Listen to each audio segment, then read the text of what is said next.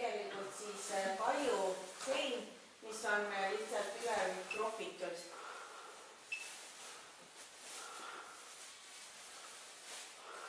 Ja alates sellest teisest lõdust vist või kuskilt, et sealt on alles hakatud kividega ülespoole seda seina kõrgemaks ehitama.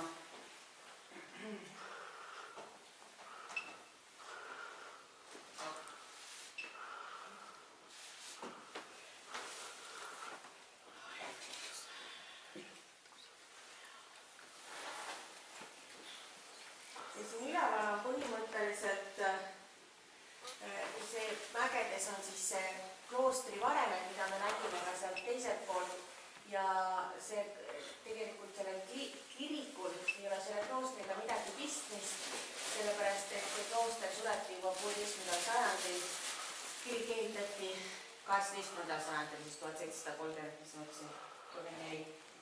Nii et see klooster oli selleks ajaks juba suletud.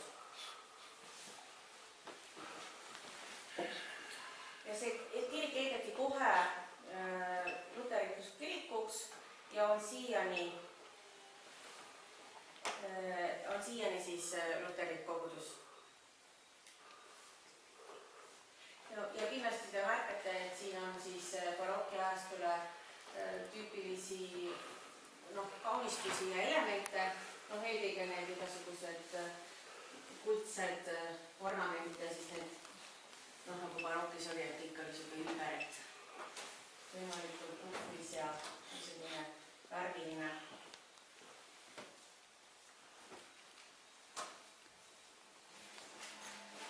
See on seda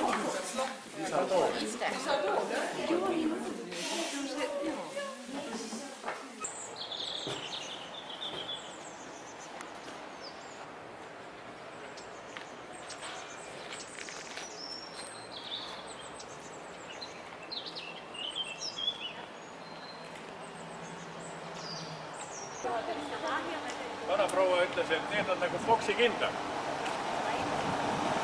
Et vaata, näed, siin on see käsi ja...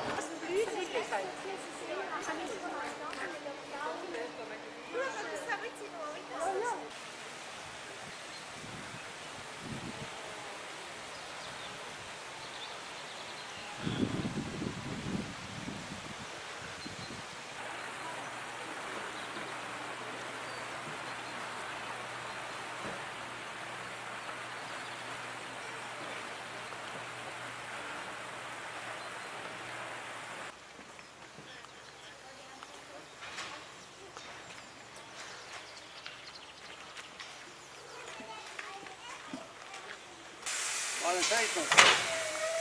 Ma ei mäleta.